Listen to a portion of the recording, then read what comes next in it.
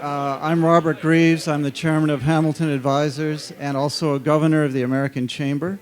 Our topic today is collaboration and competition in the domestic China market, which I think is very topical.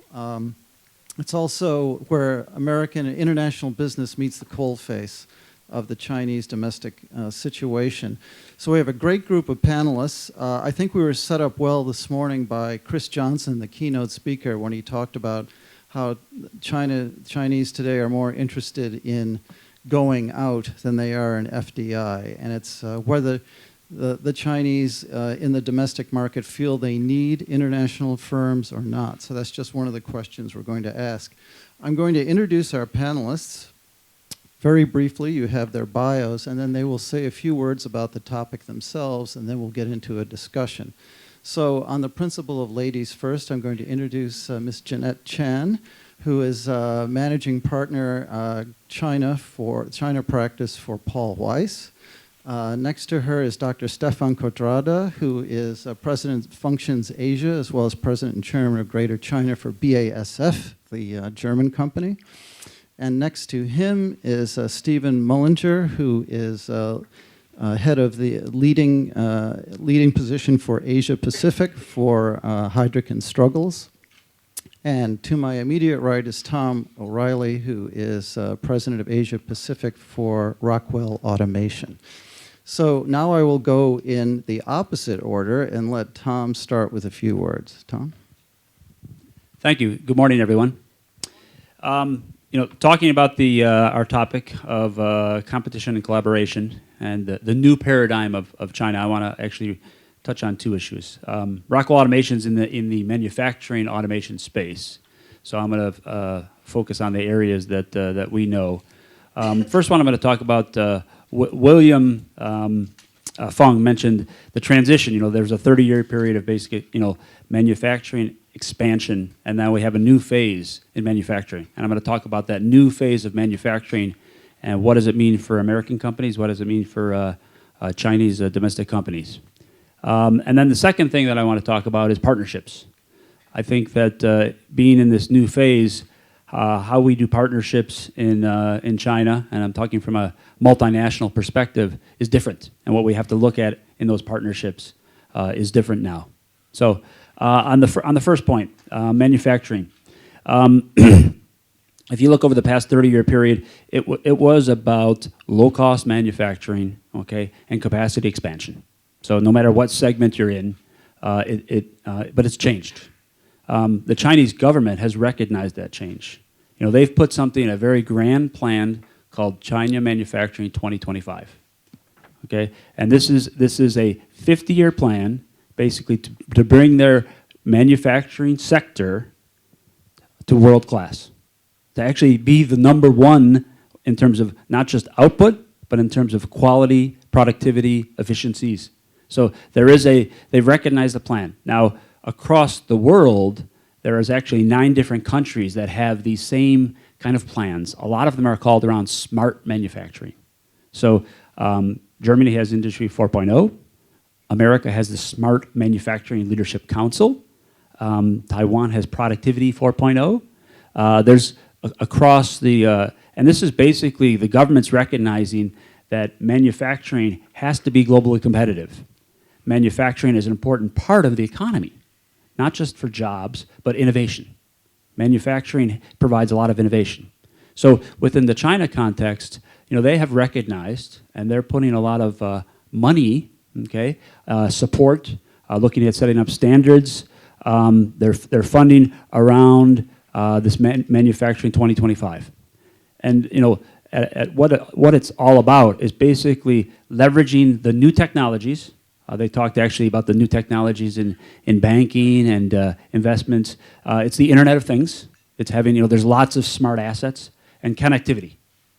So we have a term called the connected enterprise to help people achieve that.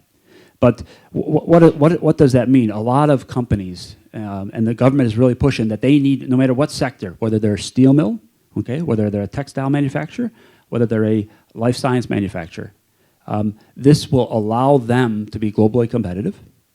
This will allow them to stay in business. This will allow them to go outside of China and do ODI. So for multinationals, for us, we view this as a tremendous opportunity. We've had a very robust growth in the business over the past, we've been in China since '88. But it has been primarily about capacity expansion, then automation to provide quality. But this next phase is about really getting these companies to be competitive on a global basis, world class. So for other multinationals, there's tremendous opportunities to provide the technology levers, the expertise to, based on the industry sector in terms of helping this manufacturing become competitive. And the China government does believe manufacturing is important. It's a very significant piece of the Chinese economy now. It will remain such. So, and that's in addition to the consolidation of other things. Example, Bao Steel is in the process of building the most automated, innovative steel mill right now in Guangdong province. You'd say, why? Now they're going to close down a bunch of other mills. It will be able to provide the highest quality steel at the lowest price in the world, regardless of input pricing. So there are, even though that's a heavy industry sector, we have a lot of push relative to the pharmaceutical and the food industries, building in the quality systems, the connectivity with the Internet of Things, all the smart assets, so you can do complete track and trace from the cow up near Harbin, all the way to the factory, to the process, ends up to the baby's infant formula in Hangzhou. So those things are underway. So those, we believe, and we see it, that there's significant opportunity in that space. I will later talk about, though, the government's really pushing the SOEs on this, and actually they're the ones probably least capable to innovate around this, and the POEs are. Let's hold that. Thank you very much. Steve? Good, thanks very much. I'll keep it short. I was asked to talk about three things briefly. One was innovation. Two, as a headhunter, and been advising a lot of the CEOs and regional heads on their business in China, how I've seen the market, looking at through multiple perspectives of my clients, and then just a brief recap on some of the lessons that I think companies may have learned in that process. So talking about innovation, if you look at the statistics, China's not ranked particularly high. The World Economic Forum rates China number 28 globally in terms of its global level of innovation. The Global Innovation Index rates at number 21. Bloomberg's most efficient and innovative economies puts it at 21. So China's not in the top 10. But if you asked MNCs and business leaders, they all would claim that China is already a world leader in terms of cost and market-driven innovation. But the corollary is it lags the innovation things in terms of engineering and true original breakthroughs in technology. So the question is, in the next 5 or 10 years, will China emerge as a world leader in innovation or not? The data suggests that it will. A couple of data points that would allow me to sort of back up that argument is China's already investing $270 billion in innovation globally, which puts it number 2 behind the US. China has something like 30,000 PhDs in engineering and science, which gives it the human capital to take a strong position in that space. China is producing 2013 the most patents anywhere in the world. 830,000 patents were released in 2013. And China's investment in R&D as a percentage of GDP is increased phenomenally. I think back in 95 it was 0.05%. It's gone to 2% in 2014. By 2020 it'll be 2.5%. So it's incredible. Then when you look at for classic examples, say that's fine when we look at the macroeconomic environment. What does it mean for real companies? So let's just take two. Take Cisco. Cisco in 2015, I think last year, invested 12.5% of its total revenue in R&D. Huawei indicated in 2015 they invested between 16 and 20%. So you're starting to see it on in terms of the national champions and benchmarking best practices in the world that China's certainly coming to the fore. The final point on innovation that I want to make is China doesn't have any choice. In the current 13th Fifth Year Plan, innovation is rated as number 1, first and foremost priority. And two is China, according to the IMF, between 220 and 225 will hit what's referred to as the Lewis turning point. Lewis turning point is when they talk about surplus labour reaching a financial zero. In other words, that's when a production-based economy like China loses its cost advantages. So you can see Xi Jinping and China leadership focused now on making that transition from production-based economy to a knowledge-based one. And if China, as it aspires to do, seeks to maintain that 5 to 6% GDP growth over the next 20 years, then growth needs to drive something like 2 to 3 percentage points, which the aim is it'll be needed if it wants to have 30 to 50% GDP growth. Without innovation, without technology, it's gone.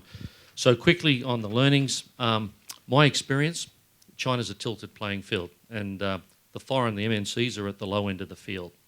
I think in the early years, MNCs got early runs on the board, had fantastic growth simply because the China team was inexperienced, couldn't play the game well, didn't know it, and the rules weren't very clear. Fast forward today, the market's mature, the Chinese guys are filling their B team, they're not yet playing A division, but they've also got a ref that's biased with the rules against the multinationals. So it's not a game the MNCs are going to win. So I think the MNCs have to play a different game. And what is a different game? And I'll wrap up on that. I know you're chasing me on time. It's basically the game went along these lines. In the early days, it was a made-in-China play. It morphed into a made-for-China play. And the game that's being played today is made with China. Now, I think the game of the future is going to be made with China DNA or made with China elsewhere. So I'll finish on that note, and I'll pass to the next one. Thank you. Yeah, thank you very much. Indeed, we hear a lot about the so-called concerns from multinationals about Chinese companies rising and getting stronger. That's true. But on the other hand, let's not forget that when Chinese companies become more sophisticated, they also become better partners, better collaborators, and better customers, and not only stronger competitors. So I've been working on the ground in China over the past 5 years, at first running our major joint venture with Sinopec in Nanjing, and more recently with responsibility of all of BASF's business in Greater China. And all the while I've been collaborating very actively with local Chinese firms, be it our customers or our partners. Now, the most interesting area I see for us is the opportunities we see in meeting the needs arising from sustainability. The situation today is that in China, consumers are becoming more demanding. They are expecting a better quality of life, be it fresh air, clean water, safe food. You know all the scandals and all the concerns people have, and rightly so. At the same time, I could experience during my days in Nanjing that regulation is becoming more robust. The leadership is paying higher attention to law enforcement, which is very crucial. And that means that the drive towards sustainable development is creating real business opportunities for the chemical industry, and this holds true for both for multinational companies like BASF, but also for local firms. So sustainable development indeed now is business development in China. I would like to give you just one example. So we partnered recently with Syngenta, that is a Chinese company supplying fertilizer, and using our BASF technology together we brought a novel type of fertilizer to the Chinese market, a product that significantly reduces nitrogen losses, meaning there is less soil pollution through runoff of fertilizer. And obviously this can help to address one of the most pressing challenges China has in agriculture, that is the need to produce more and more food and feed, quality feed, whilst at the same time making sure that the environmental impact is not increased but lowered. So we see actually that China is in the middle of a very important transformation. It's a transition into a more sustainable growth model. And the current period of slower growth, which we all experience, does not mean that the basic market fundamentals are changing. We still expect China to grow much faster than all of the established economies. Now the question comes for multinationals, how can we collaborate in this market and make the most of the changes? So this is not easy, and you mentioned the not level playing field, the distorted playing field. We experienced this as well to some extent, that's true. But as BASF, we have been doing business in China for more than 130 years. So we have, I think, quite a good understanding. And what we have learned is that it takes a lot of patience, it takes a lot of investment as well. And the investment certainly is not only into steel and iron, it's not only into production plants, it's also into talent development, it's investment into your own organization, in system, in understanding. So to give you a feel for the dimensions, BASF has been investing 6 billion euros in China over the past 2 decades. If we include what we have been done with joint venture partners, it's more than 8 billion euros, and this also gives you a feel that we are partnering a lot with a variety of Chinese firms. Now today China's market is maturing, it's a fact, and that means that it's also the right time for us to invest more into local R&D capabilities, into innovation, to make sure we can also in the future contribute to innovation made in China for China. And we need the input of our local customers, and we need the input of other partners to make sure we develop the right products for these markets, because consumer behavior in China is different from what we see in the US or in Germany. So in 2015 we inaugurated the second phase of our Asia-Pacific Innovation Campus in Shanghai. It's a 135 million euro investment, and it's now the largest R&D center of BASF in Asia-Pacific. And this is why we believe we are able to stay ahead of the curve and why we can differentiate from others. To give you an example, we teamed up with Farsoon High-Tech, that's again a local Chinese firm, and together we developed materials for 3D printing to make manufacturing more efficient. And we can do this only because we have local R&D facilities and own researchers on the ground in China. But of course it's not only about R&D, it goes beyond that. Take industrial design. Part of our innovation center is a design center where we have own material experts, we have industrial designers, and they work together with academia but also with companies to develop new kind of car seats or cosmetics packaging. There are so many different kind of examples, and this is what we call create chemistry, connecting with others and bringing innovation to the country. Finally, it's not only innovation we are investing into, it's also about enhancing standards, which is very important, and we are collaborating with East China University of Science and Technology and jointly developed a training curriculum for more than 2,000 BASF suppliers in China over the past 5 years. And this curriculum covers many aspects. It's about environmental protection, health, safety. It's about labor, governance, management, and even human rights. So in short, I would say that as China becomes more urban and more developed, the demand for higher quality of living is a very important factor. People need to get better access to affordable energy, housing, transportation, healthcare, and so on. And this presents good opportunities for the chemical industry as a whole, and for both, for multinationals like BASF, but also for local companies. So I believe there is enough space, enough room for both of us. And I hope that we can make these opportunities into business opportunities for our company and others. Thank you very much. So, to sum up here, Tom and Steve were talking about competition. You were talking more about collaboration, getting into the fabric of things, which is very interesting. Thank you. Jeanette? Hi, I'm Jeanette, and I'm a lawyer. I'm not with a construction company. A lot of people think Paul Weiss and think of the other company, Paul Y, but we are a US firm, and I do practice law. And actually what Stephan said, it sort of ties very closely to what I want to talk about, is mainly on collaboration. I have been working in China or for China and with Chinese for over 30 years, actually 30 years. This is the 30th year. And I've definitely seen a lot of changes.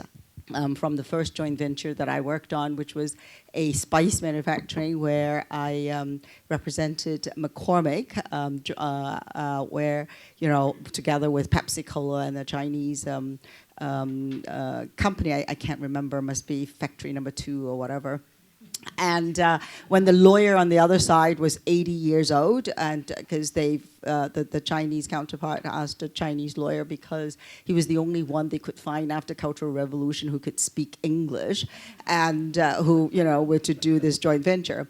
Fast forward today, my counterparty, most of them much younger than me, but who have educated from abroad, from Harvard, from Yale, and the incredibly talented Chinese. And I'm sure Steve is going to talk a little bit about how because the whole Chinese labor has changed and everybody wants to come back. So the one area I want to talk about is one industry, not in chemical or not automation, but in media, because I think that actually sets the very good stage in terms of the collaboration that is very important in today's world between Chinese and foreign companies. So why media? As you can see, and as Stephan said, the Chinese economy has become much better. Chinese are a lot wealthier, and so their need to improve their livelihood has increased, and so they want premium content. They want to see what is outside the world. So, and they, a lot of you may have heard of the CMC. Li Weigang, who is the head of CMC, he used to head up the China Media Group, and he was interviewed recently, and he was asked that question. But yes, they want premium content, but will they pay for it? And he said, yes. Previously probably people wouldn't want to pay for it for 2 reasons: because they couldn't afford it, and 2, it was just very difficult to pay. Right? You just, not a lot of Chinese had credit cards, and every time you have to the bank. I mean, I don't know if you've been to the banks in China, it just takes forever to do any transactions. But now you don't need to leave. You just have a mobile phone. You have, Tencent Pay. You have Alipay. You have all sorts. So they do want to pay for it, and I think that has changed the dynamics actually for foreign companies being able to supply premium content in China.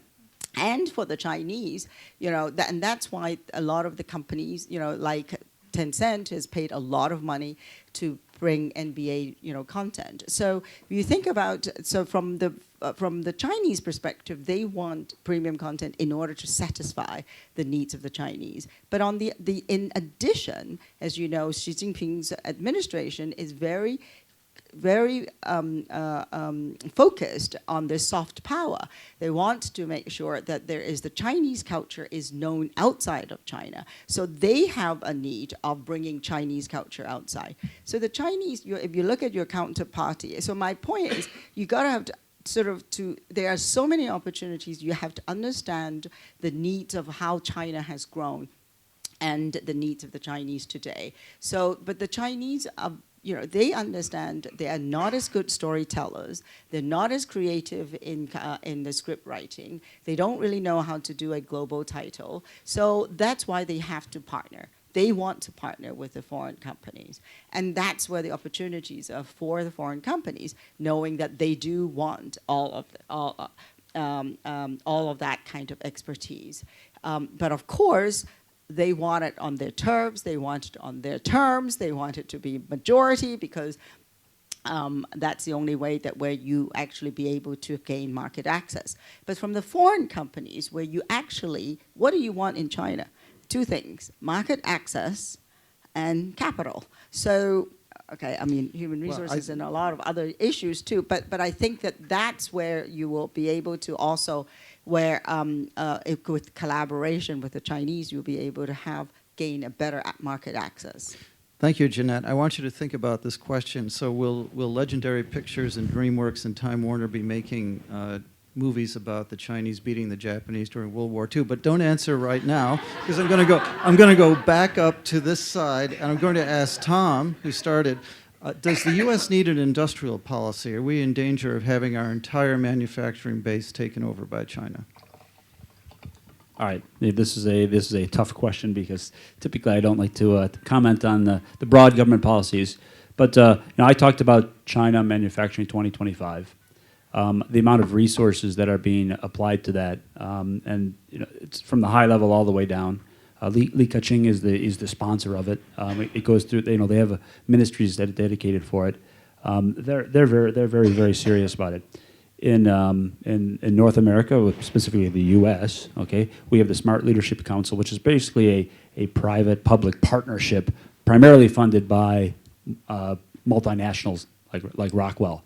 I think that on a personal note, this doesn't represent the company views. Yes, we need a much stronger industrial policy because manufacturing, not so much. It obviously contributes for jobs, but there's a lot of innovation. When the manufacturers are located in a country where they're headquartered, there is a tremendous amount of innovation that drives a whole broad supply chain, and the impact of that many times is underestimated. So just from a personal view, I think that the Chinese are playing the long game here, and the U.S. is unfortunately playing the short game. Thank you. I know Steve touched on innovation. I'm going to leap over Steve for a minute and talk to Stephan. Is it possible in your collaboration and your deep involvement in China, Stephan, that some of your competitors are going to step up and go up the food chain to more sophisticated sectors and actually cut you out of the marketplace? How would you respond to that? Well, of course, what we perceive is that there is a trend also to more sophistication in the Chinese chemical industry, and they try to go more into the specialty sector downstream. But, this kind of competition we have everywhere, right? We have always to stay ahead of the pack. We always have to find new ways and be creative. And this also applies in China. Let me give you one example. We are collaborating with Tianjin Eco City to build the world's tallest passive house. It's a 16-story building that would not consume any primary energy for cooling or heating. Now, of course, other Chinese companies can offer construction chemicals, insulation materials, and so on. What they do not have is the expertise that we built up over decades around the world, how to build, how to design such buildings, and how to cooperate with construction companies to really make it happen and ensure the quality in the construction. This is just one example. So, of course, yes, you cannot sit back and relax. There is competition. But, that's a free market, right? And that's what we always wanted to have in China as well. I find it quite natural that Chinese companies also want to do business outside of their home turf. There's nothing wrong about it. The question is, and you addressed it, Steve, is it a level playing field or not? So I think we can request the same kind of market access and access to M&A transactions, for instance, in China, as Chinese companies request to have in the Western world. Thank you. And Steve, now I'd like you to talk about Can I that. just jump in and make a point on that? Yeah. Sorry, Beth, I know it's your mic. I should use mine. Anyway, That was tech transfer, right?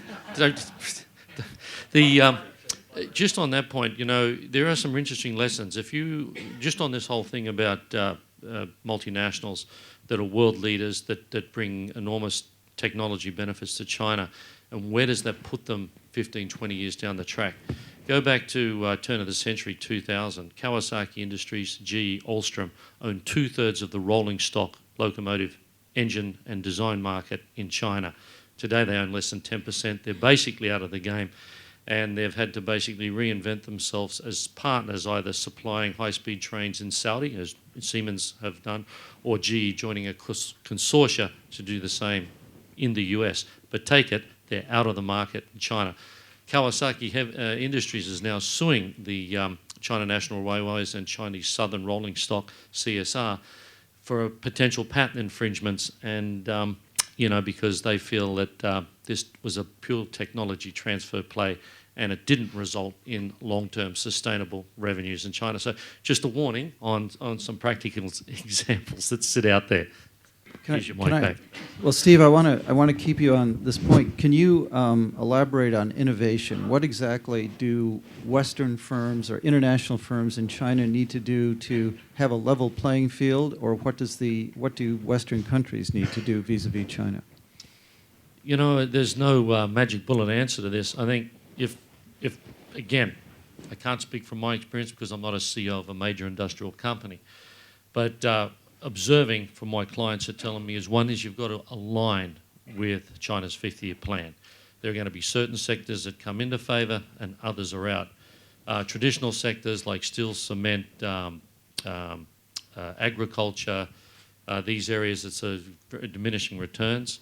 And then sectors, for the moment, like pharmaceutical, technology happen to be in. Now, how long they're in is another question because you've seen instances with Google, with Apple, with Facebook, with a whole range of things that eBay, you know, would beg the question about the longevity of those businesses too, if you were to look 20 years into the future. So I think align with the 50-year plan as much as possible. I think the other thing is be very conscious of this made in, for, or with China. Everyone tends to be, the smart firms tend to be thinking about these broader forms of collaboration where they try and partner in R&D, in the value chain to work with China elsewhere, in other parts of the world. And Shane Tedjarati at Honeywell talks about his East to East and East to West campaign, which is slightly different from the West to East model that a lot of the firms adopted. The final thing, I think, is back to what's more in my comfort zone is the people side of things. It's how do you build globally competitive and collaborative teams, and it isn't about localizing, getting a Chinese general manager familiar with a matrix management culture so he can perform effectively in that role. It's equally about taking the Western senior executives and making them globally savvy, particularly China savvy. And it's not about diversity in a sort of ethnic context. It's really a diversity of thinking context at the organisational team and individual level. And that comes down how then do you accelerate organisational performance. And I think from a headhunter's perspective, that's the big play with companies moving forward with that are looking at best in class. Very few are doing it. It's very topical. It's very new. We'll see how that plays out. Thank you, Steve. I'd like to go back to Jeanette. Because the cinema population is rising in China and actually decreasing in the U.S., I'd like you to talk about that a little bit and how's Hollywood going to interact with China? Yeah, I mean, the reason for the rise is quite simple. It's because the second, third, and fourth tier cities never had any movie cinemas or good ones that they could go to, and so therefore Wanda has made a lot of investments. IMAX is a client of ours, and they've told me that they have actually going to have more IMAX screens in China than in North America. They've contracted to build more IMAX screens. And I think that there is still a lot of potential to grow, and that's sort of also prompted Wanda's investment in AMC Offshore. And the reason for that is also to help to learn on how to actually run a cinema chain to become successful. Because this is not the box office receipts that really coming with for the revenue drivers. The revenue drivers are the other stuff, the popcorn, and then also, having a little shops next to it and selling all of these little toys that for the movies that you're showing. So, but these are not the things that the Chinese traditionally have been good at, and so they, with this partnering, will help them. And you were asked about this, the foreign, the legendary, will they make these movies in China? Well, first of all, they will not, just because they will never be able to get it exhibited in China. But does that mean they will not make it outside of China? Does it mean that legendary, even though controlled by Wanda, will not be able to produce a movie outside of China? I think the answer is no. I think they would be able to. I think the Chinese are very pragmatic people. I mean, they want to have global titles. They want to have global titles with the Chinese. So, you know, they may not want it to be exhibited in China, but then they still want you to make money because, I mean, otherwise they're shooting themselves in the foot. So I do think that they, you know. Thank you. Well, I've asked you the fun question. Now I'm going to ask you the tougher question. What's the future of Apple in China? Wow, that's a tough one because I think that from a hardware perspective, everybody knows they're very good, but then they're up competing against the Xiaomi. And their products is premium. Yes, they're targeting a different market. But it's not the hardware, it's really all of the services, right? The apps that you can provide, the stores, that's where the money is. And that's where there's the restriction. And that's where they actually have to joint venture with a Chinese company. I mean, I do think that not foreign companies need to get over that mindset of this is mine, I don't want to do a joint venture because I'm worried that you're going to steal my products. I mean, that will happen everywhere in the world. I mean, even if you do a joint venture in the U.S., probably you could experience, that your partner. I mean, but I do think that while the Chinese companies becoming more sophisticated and develop their own IP, look at Tencent, look at Alibaba, look at Tencent WeChat. Is such a powerful platform that Microsoft is now looking at modeling and looking at, Apple is looking at how can they develop that in the US. So when they become like this, they are going to Tencent is going to want to protect their IP, right? They're going to lobby it. And with that power, that's where the opening up is going to come up. Thank you. I just, hold on for a minute, Steve. I want to go back to one thing that, so Stephan, it's interesting what Jeanette was saying. I wanted to ask you, how much R&D does BASF do in China? And do you feel that any of the R&D that you originate in China will eventually be taken off by competitors and used in the marketplace to your disadvantage? Well, we are strongly ramping up our R&D activities in China. As I mentioned, our big investment, 135 million euros into the innovation campus we have in Shanghai, because we believe there's no way around. You have to really understand the market. And with the benefits of it, I mean, we have a very strong collaboration, for instance, with the automotive industry. Take SAIC, one of the big OEMs in China, for the light-duty vehicles, they need a very cost-competitive and very effective catalyst to remove pollutants from the car exhaust to meet the high Euro 6 standards. Now they can only do this with us. Or if you take automotive coatings, every fifth car in China, being produced in China, has a BASF coating.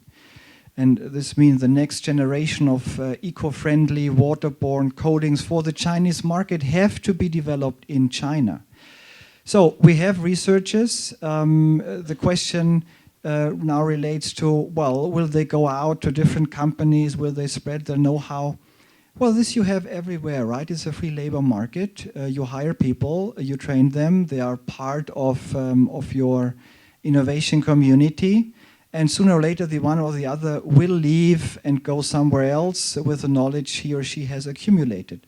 Yeah, that's true. But again, you have to keep on going. You have to create new ideas. We also get people from other companies. So far, we don't have a big issue here, I have to say. So we are quite comfortable. Now, coming back to the partnerships we have, let me take one example, Sinopec.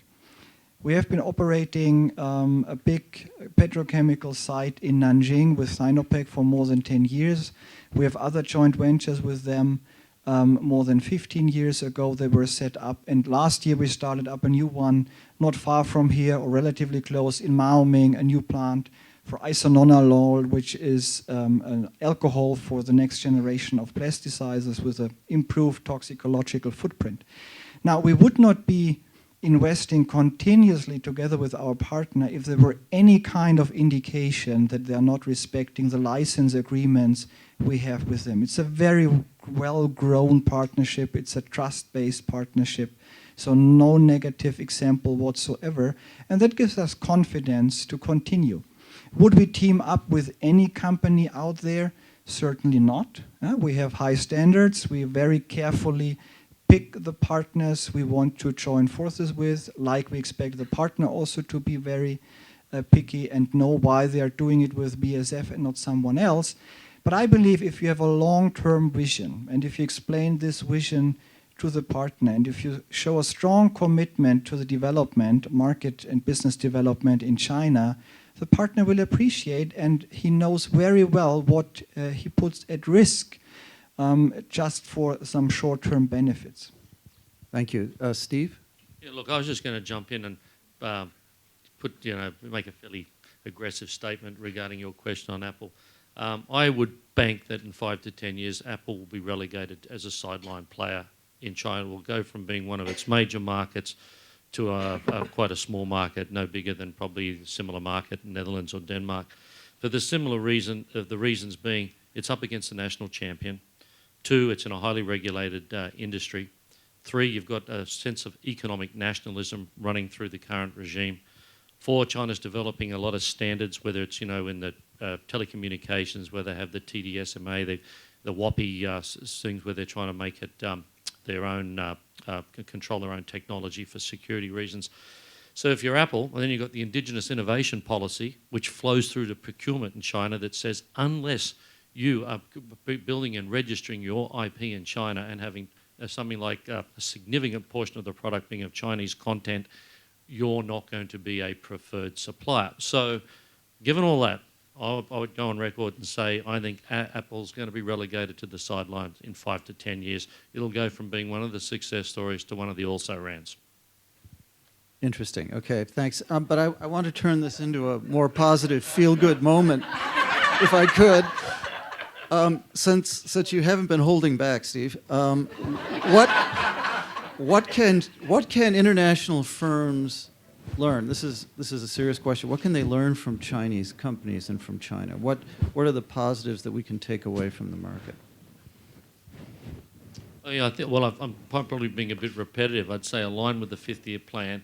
Stay away from national champions and highly regulated industry segments, because foreign firms are not structured to compete effectively in that market and basically end up sitting ducks from time to time. They've got to redo this whole made for, made in, and start working on made with China, and ideally look 5 to 10 years down the track where they could partner with them very profitably in markets outside China. And they've basically got to make themselves useful. The Chinese, they've got to see that there's a real need that they're addressing for the Chinese businesses, because over time the home market advantage dominates.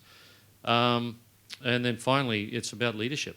They've got to develop globally capable leadership teams. Not the Chinese side, they're coming up faster than the Western ones on this one. It's for the Western firms to actually get a lot more diversity of thinking into their businesses so they can free up the creative energies of very diverse leadership teams, which is not happening today, to be frank. So that'd be my takeaways. Thank you. Tom? Yeah, I have a little bit of a different view here. I want to talk about partnerships. So even in a protected industries, and I'll just give an example. So as you've seen over the recent past, chemical and petrochemicals, some very, very bad accidents, large explosions. And the standards in the oil and gas and chemical industry have been changing quite a bit over the past 4 to 5 years. But to be honest with you, they weren't really following them in many places. We recognize we have some new process safety technology that was developed 5 to 7 years back. It was appropriate, but we did not have market access, and we weren't going to get market access into those strategic industries. So we partnered with actually a local competitor. It's a private company, one of the largest process control suppliers. We knew they were working on their own technology. We decided, okay, this is going to have probably a 10-year window to get in and work with them and stuff like that. We put in the right IP controls, and in 5 years we've gone from 0% market share in that segment to 25%. So we know we probably only have 5 to 7. It's actually probably longer because it's going well. We've already agreed there's some new technology fronts we're going to branch out. So, you know, you just, in the old days, joint venture, you know, we want to control it. We want to own it. No, this is, we're kind of, you know, we know where we are. We're the tail on the dog, but we can have a very nice tail. And this will give us access, and it's given us access to a lot more things. So it's been very, very, very successful.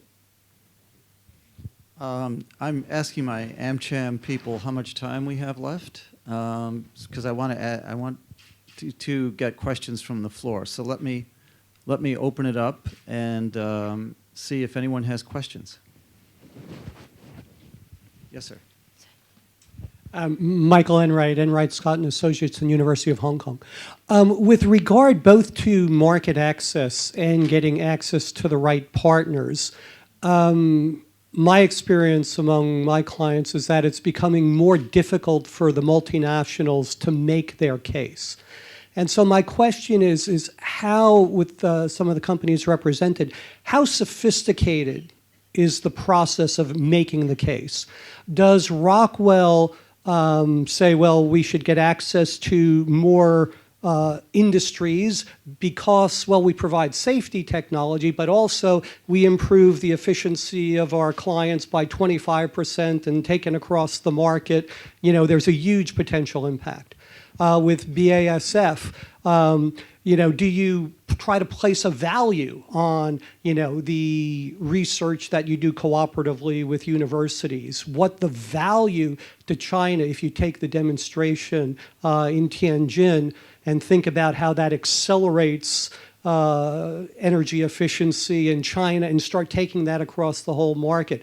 Because my experience has been that foreign companies have been almost uniquely unsophisticated in making their own case as to the full range and the full value of what they've brought to China. Let me just answer two aspects, and then I'll turn it over to Stephan. The way we view is, number one, there has to be a definitive market need. So, and within the China market, there are characteristics, there are differences. So you may have a successful product line or technology in North America, and it may not satisfy, really satisfy a need. The case there was. The second thing is the market has matured, the companies have matured, so your technology better be world class. I think sometimes multinationals fool themselves. They should want my technology. It's not world class. Yeah, I mean, it's hate to say that, but this was a situation where a very smart partner, and he recognized it was world class, and it was going to take him many, many years to get there, and it met a need, and we were able to structure a good relationship. The third thing is we have had joint ventures with state-owned enterprises, which are much more difficult. We found working with the smart POEs to be on one hand they drive a harder bargain and they're smarter, but the end result is better. So that's that's a thing. Now, one other thing is, one thing within the automation industry, there are some decent-sized local players, but still the majority of the market is on some of our product segments we have upwards of 35% share, approaching 40% share. It's ourselves and Siemens and Mitsubishi and ABB, and we've invested. We have 70 universities, the leading universities with automation labs, and we've had them there for 20 years. And we've worked very hard with MIIT for a long period of time to recognize the value that we provide in terms of educating and developing the Chinese engineering community. So we are treated very well, and we have been, and that doesn't look to be changing. Yeah, I would say in case of BASF, it's about two things. It's firstly reputation and secondly credibility. I mean, we have been a first mover to China. I mentioned we have been investing 6 billion euros over the past 2 decades in China. We have many plants. We have this fantastic Verbund site in Nanjing. And ask young chemical engineers at all universities across China about BASF YPC in Nanjing. They know us. And this makes us very attractive also when it comes to collaborating with academia. The professors know us. So this is very helpful. The second point is credibility, the way how we operate our plants without major incidents, setting new standards in emission control. Yeah, this is a strong argument also for authorities and for customers to believe that the products we provide to the Chinese market can help to bring sustainability to the next level. I give you one very concrete example.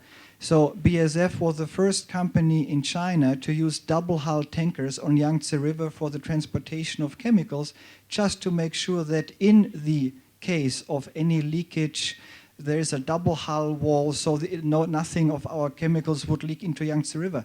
It took us many years to develop the logistics providers to buy the ships, to maintain them properly. We told them how to do this, and afterwards authorities changed this and made it into a law. Now it's a standard for chemicals transportation on rivers in China, and we were the first to trigger this kind of discussion. So this credibility is an asset. You cannot put this into a figure and translate it into US dollars. It's priceless. And this opens us the doors and makes us very attractive as a partner, be it for business purposes or be it as a sparring partner for authorities for having this kind of dialogue on environmental standards in China. Thank you. Another question?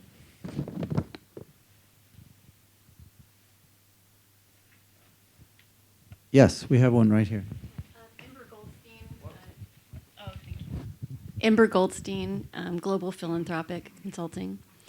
My question is about Hong Kong and where you see, and maybe this is open to the panel. Bob, I'll let you figure out who would be the best to answer, but where you see Hong Kong in relation to all these amazing innovations in China and the future there. You know, is it going to be just when I say just, I mean, will it be swept up into Shenzhen as the Pearl River Delta? Maybe this is not the worst thing in the world for Hong Kong's future. I don't know, but or is there something else that could open up? Is there a future for Hong Kong in this mix? Steve, I'm going to start with you. And it's not all bad. Listen, you're asking for a personal opinion, so what I say you have to take is just my own view. I think Hong Kong's got a very good future. I mean, Hong Kong already transitioned from a very manufacturing-orientated market 20 years ago to a service sector economy. I also think there are a lot of things that happen here in the service sectors, and under the fifth-year plan, service sector development also plays a very strategic role. So Hong Kong's probably one of the best testing grounds, one of the best platforms that allows China to experiment, see and do things that doesn't bring it inside the fence and sort of cause any societal sort of ripples that could be perceived as negative. So there's a big argument that says what happens when Shanghai emerges as a financial services center in China and they bring in the right tax policies and the RMB floats. Is that the death knell for Hong Kong as a financial services clearinghouse? And the answer is probably no, because Hong Kong is probably China's most titular cosmopolitan global city like London is for Europe. Post-Brexit, everyone was talking about the shift to Belgium. It ain't going to happen. No one wants to work and live in Belgium.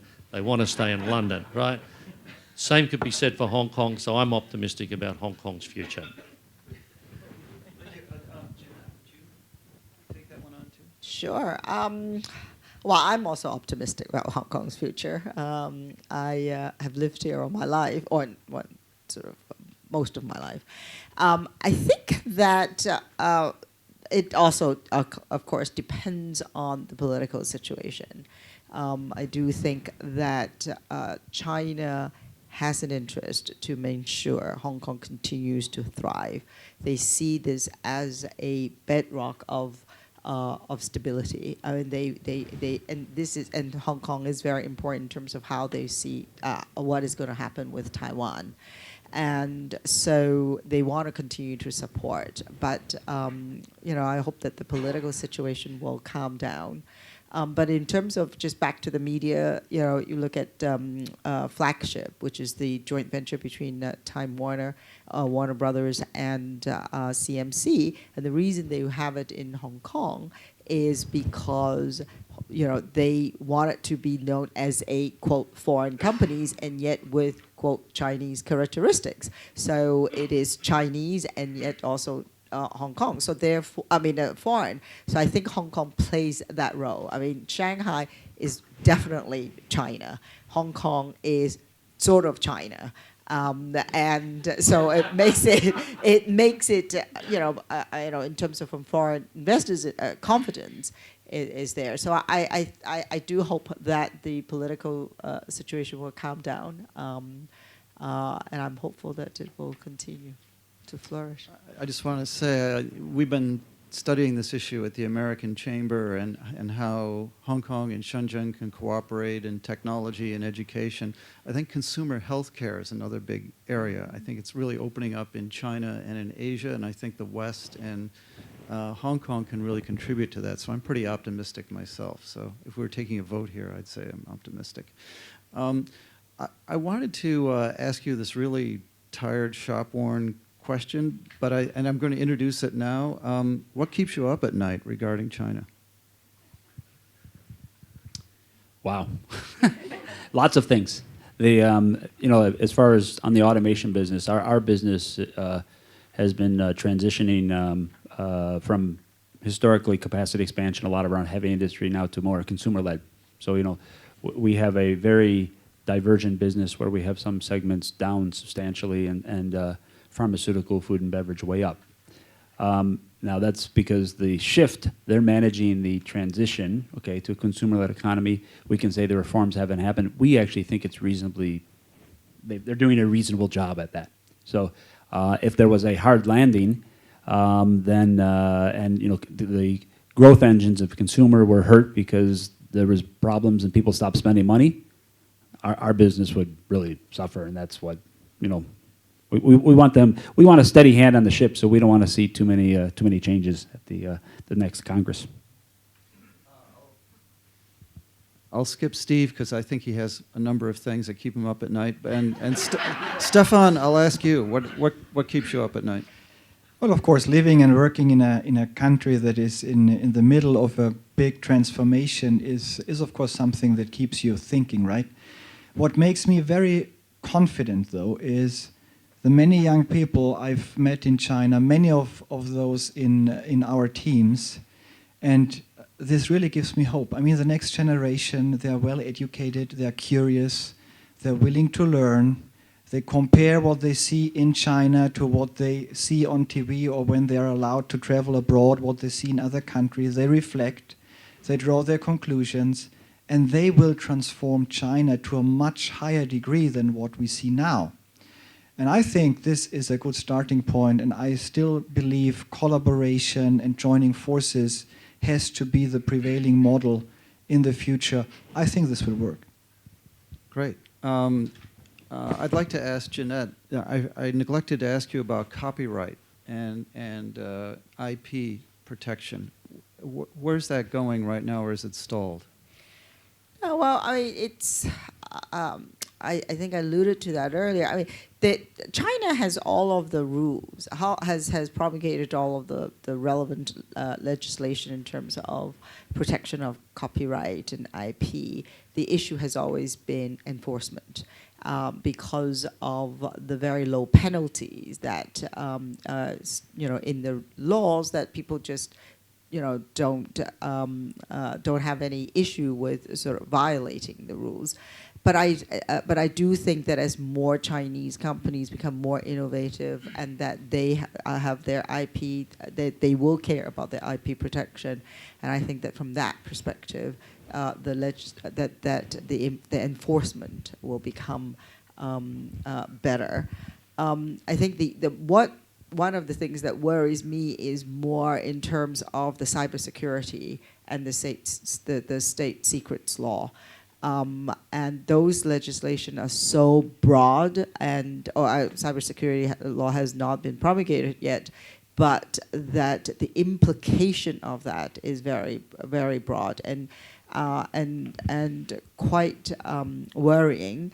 And the problem is because the legislation is so vaguely drafted that it's very hard for lawyers to advise on clients as to what they can and cannot do. And that's why collaboration is actually very important in this area, working with the Chinese, where you have two issues. One is they can help you in try to navigate through that and interpret the regs. And two is act as a umbrella. I mean, that they can give you some sort of protection over this particular issue. Thank you. Steve, I do want to come to you because you said before that the leadership, management leadership in China may be better in some ways than international leadership coming to China. And I'd like you to just address what needs to be done, where are the gaps? Is it purely education, or what should happen? Well, that's not something you can cover in a couple of minutes. Look, I just think China's done a great job, particularly on the hardware. They've been able to leapfrog and come up to speed very, very fast, right? So I think China's caught a lot of, on the industry side, people by surprise about how fast it's come online. I think on the soft side, the people skills side, it's been slower, but it's improved quite dramatically. And what I've found with the leading, whether you look at best-in-class Chinese companies, whether it's Sany, Huawei, Haier, Tencent, Xiaomi, any of these guys, is that Alibaba is their willingness to experiment, to be bold, to make mistakes. And I think the philosophy I've seen in their business, which I really like, that I haven't seen multinationals practicing, is the philosophy of make mistakes fast. In other words, everyone's going to make them, get over it, and then move on. So make mistakes fast. That's what the Chinese have been very good at doing, and they've sort of accelerated their management competencies quickly. Now, are they playing the A game at the moment? No. But they were sitting on the bench before. Now they're a sort of B team, and coming up in the next 5 or 6 years, they're going to definitely be in A division. And watch out, the rest of the world. It's if you look at the statistic for Cass Business Study that looked at the average age of a Chinese CEO relative to its peer group, Japan was about 65. US and Europe was sitting around 52, 55 as average age. Average age of the top, whatever it was, 100 publicly listed companies in China was 45. So by the time these guys get to their early 50s, these guys have had 10 more years experience in a CEO role when they come to the average age of their Western peer group. And for the Chinese global challengers, they're going to be like, it's like sending battle seasoned troops in to deal with reserve army units. Watch out. That's a quotable quote, thank you. Are there any further questions from the audience on anything? Is there one? Oh, yes, sir.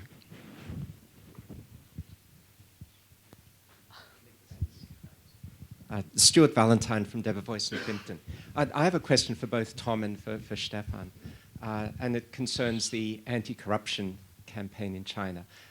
I've seen direct impact on some of my clients' business in China, and I have a good friend who works in Macau who's seen his business go down by 50% and says that the streets, it's like a ghost town now compared to 2 years ago.